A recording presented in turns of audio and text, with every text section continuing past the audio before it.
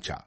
शाम की हवा उनके आसपास धीरे धीरे बह रही थी, जो उनकी हंसी और शांत विचारों को उस खाली सड़क पर अपने साथ ले जा रही थी। व्योम को हर चीज के बारे में सोचते हुए घबराहट और उत्साह का एक अजीब सा मेल महसूस हो रहा था। चलो, मैं तुम्हें एक कहानी सुनाता हूँ, व्योम ने अचानक कहा। आनंद उसकी तरफ मुड़ा, आधा मुस्कुराते हुए, आधा उत्सुकता से। किस तरह की कहानी? व्योम ने गहरी सांस ली। एक बार मैंने क्या को प्रपोज करने की कोशिश की थी। आनंद एक पल के लिए चलते चलते रुक गया। रुको, क्या तुमने सच में कोशिश की थी? व्योम ने धीरे से सिर हिलाया। हाँ, मैंने की थी। आनंद उसकी तरफ झुका। तो उसने क्या कहा? व्योम ने जमीन की तरफ देखा और एक कंकड़ को ठोकर मारी। कुछ नहीं। आनंद ने त्योरियां चढ़ाईं। कुछ नहीं। यार, कुछ नहीं का क्या मतलब है? व्योम ने आह भरी। मुझे लगा कि शायद मुझे 12वीं क्लास खत्म होने तक इंतजार करना चाहिए, शायद तब वह मुझे गंभीरता से लेगी। आनंद ने सिर हिलाया। रुको रुको, जरा ठहरो, शुरू से बताओ। व्योम ने फिर सिर हिलाया। ठीक है, यह तब की बात है जब हमारा कॉलेज अभी अभी शुरू हुआ था। सब कुछ नया था, लेकिन क्या वैसी ही थी, पूरी तरह ध्यान देने वाली, शांत, और हमेशा नोट्स लिखने में लगी रहती। मुझे तो यह भी नहीं पता कि मुझे वह पसंद क्यों थी। शायद इसलिए क्योंकि वह कभी किसी को इम्प्रेस करने की कोशिश नहीं करती थी। आनंद शरारत भरी मुस्कान के साथ मुस्कुराया। हाँ, तुम्हारी तरह नहीं, जो आधा समय उसे घूरने में और बाकी आधा समय कुछ न करने में बिताता है। व्योम ने उसे घूरा। क्या तुम सुनोगे या बीच बीच में टोकते रहोगे? आनंद ने अपने हाथ ऊपर उठा दिए। ठीक है, आगे बताओ। व्योम ने बात जारी रखी। तो उस दिन वह अपनी नोटबुक में कुछ लिख रही थी। मैंने एक छोटा सा खत लिखा था, बस कुछ लाइनें, कुछ भी बहुत ज्यादा नाटकीय नहीं। मैंने उसे बड़े करीने से मोड़ कर रखा था। मैं उसे वह खत तब देना चाहता था जब कोई हमें देख न रहा हो। वह घबराहट में हंसा, लेकिन मेरी टाइमिंग बहुत खराब थी। वह 1 मिनट के लिए वॉशरूम गई, तो मैंने बस वह खत उसकी नोटबुक के पन्नों के बीच सरका दिया।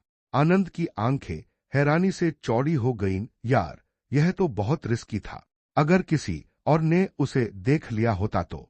व्योम ने कंधे उचका दिए। किसी ने नहीं किया। उस समय मैं किस्मत वाला था। आनंद ने पूछा। तो उसके बाद क्या हुआ? व्योम ने धीरे से कहा। बस वह खत उसकी नोटबुक के पन्नों के बीच सरका दिया। आनंद की आंखें हैरानी से चौड़ी हो गईं। यार, यह तो बहुत रिस्की था। अगर किसी और ने उसे देख लिया होता तो? व्योम ने कंधे उचका दिए। किसी ने नहीं किया। उस समय मैं किस्मत वाला था। आनंद ने पूछा। तो उसके बाद क्या हुआ? व्योम ने धीरे से कहा। जब वह वापस आई तो उसने नोटबुक खोली, मुड़ा हुआ कागज देखा और उसे बिना पढ़े ही कूड़ेदान में फेंक दिया। आनंद ने पलकें झपकाईं। उसने यह भी नहीं देखा कि अंदर क्या था। व्योम ने सिर हिलाया। नहीं, उसने ठीक से उसकी तरफ देखा भी नहीं। आनंद जोर से हंस पड़ा। तो फिर तुम अभी भी उसके पीछे क्यों पड़े हो? उसने तो सचमुच तुम्हारा लव लेटर फेंक दिया। व्योम हल्का सा मुस्कुराया। किसने कहा कि मुझे रिजेक्ट कर दिया गया? आनंद ने फिर से पलकें झपकाईं। तुमने ही तो कहा कि उसने उसे फेंक दिया। व्योम ने आगे सड़क की ओर देखा। हाँ, लेकिन उस रात उसने मुझे मैसेज किया। आनंद और करीब झुक गया। उसने क्या कहा? व्योम ने हल्की मुस्कान के साथ कहा। उसने मुझे नोट्स भेजे। आनंद उसे घूरता रह गया। नोट्स? बस इतना ही। व्योम ने सिर हिलाया। वह मुझे हर दिन नोट्स देती है। अब तो मैं उससे मांगता भी नहीं। आनंद ने अपना माथा पीट लिया। तो तुम्हें रिजेक्ट करने के बाद वह तुम्हारी पढ़ाई में मदद करती है? यह प्यार नहीं, यह तो दया है। व्योम हंस पड़ा। शायद उसने मुझे रिजेक्ट किया ही नहीं। आनंद ने आंखें घुमाईं। यार, तुम्हें डॉक्टर की जरूरत है। तुम अपने टूटे दिल को उम्मीद में बदल रहे हो। व्योम ने कोई जवाब नहीं दिया। वह चुपचाप आगे देखता रहा। आसमान नारंगी रंग का हो रहा था। दिन ढल रहा था। कुछ देर बाद आनंद ने पूछा, क्या तुमने कभी उससे पूछा कि उसने वह लेटर क्यों फेंका था? व्योम ने सिर हिलाया। हाँ, मैंने उसे मैसेज किया था। क्लास में क्या हुआ था? तुमने वह कागज क्यों फेंक दिया? आनंद उत्सुकता से आगे की ओर झुका। और उसने क्या कहा? व्योम ने धीरे से कहा। उसने जवाब दिया, कुछ नहीं। आनंद ने पलकें झपकाईं, बस इतना ही। व्योम ने फिर से सिर हिलाया। उसने कोई सफाई नहीं दी। वह कभी इस बारे में बात नहीं करती। आनंद ने आह भरी। तो तुमने एक बार कोशिश की और फिर हार मान ली? व्योम उदासी से मुस्कुराया। मैंने कई बार कोशिश की, मैंने और भी लेटर लिखे, लेकिन उन्हें देने की हिम्मत कभी नहीं जुटा पाया। शायद उसे पहले से ही पता था। आनंद ने अब उसे गंभीरता से देखा। यार, हो सकता है कि वह तुम्हें इसलिए सीरियसली न लेती हो क्योंकि तुम हमेशा मजाक करते रहते हो। तुम सबसे ऐसे बात करते हो जैसे सब कुछ बस खेलतमाशा हो। तो फिर उसे कैसे यकीन होगा कि तुम्हारी भावनाएं सच्ची हैं? व्योम ने एक पल के लिए इस बारे में सोचा। आनंद की बातें उसके सोचे से कहीं ज्यादा गहरी लगी।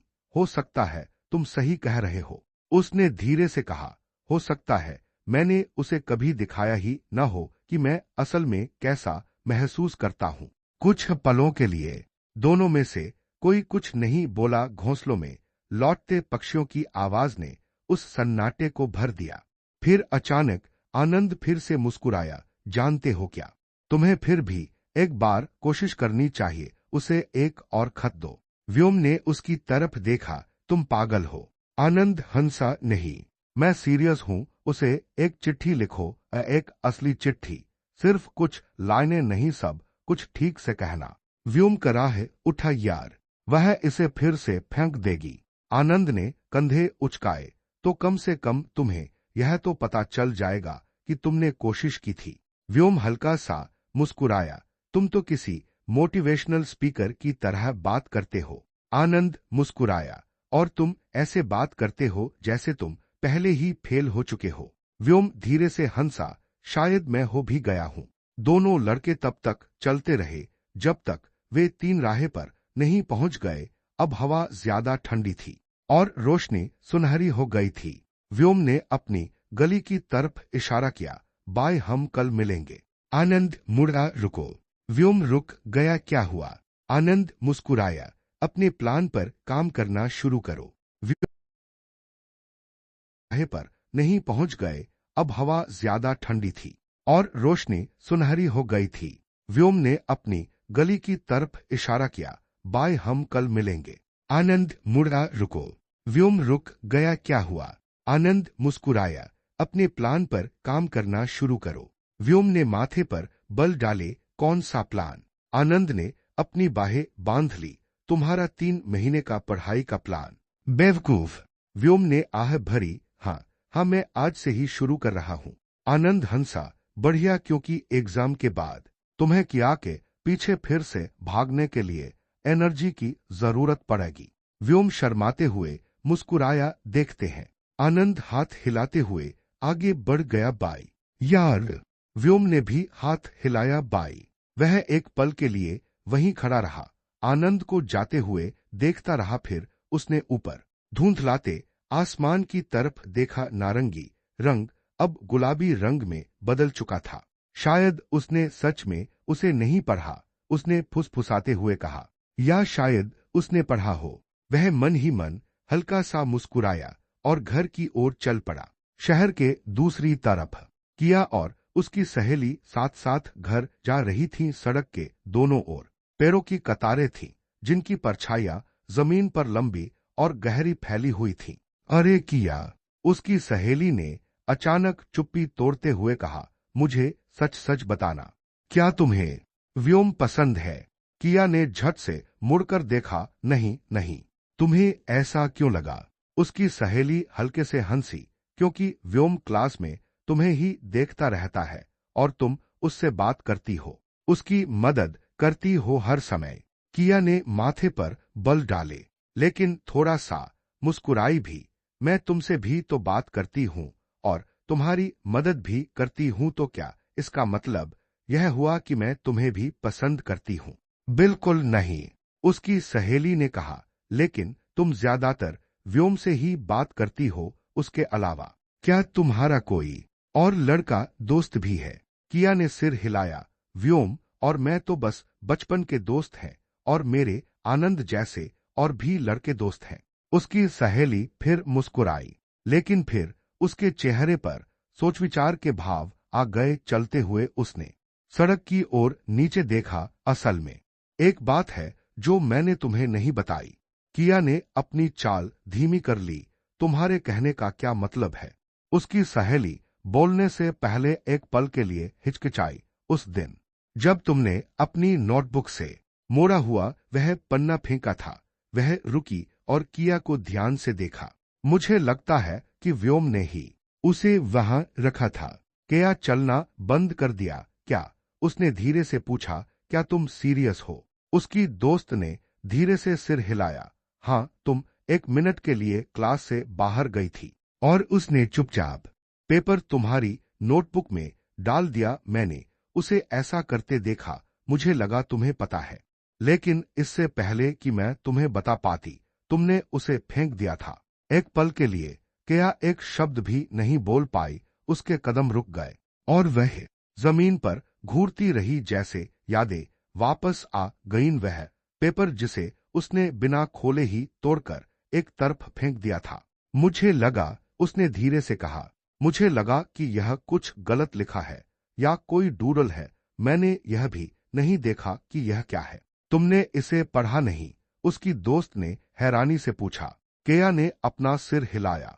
नहीं, मैंने इसे बिना देखे डस्टबिन में फेंक दिया। उसकी दोस्त ने आह भरी। तो शायद यह एक लव लेटर था। उसने तुम्हारे लिए कुछ लिखा होगा। केया ने डूबते सूरज की तरफ देखा। रोशनी उसकी आंखों में धीरे से झलक रही थी। अगर यह सच है, उसने धीरे से कहा, तो मैंने सच में उसे गलत समझा। तुम्हें इसे फेंकने से पहले कम से कम चेक तो कर लेना चाहिए था, उसकी दोस्त ने धीरे से कहा।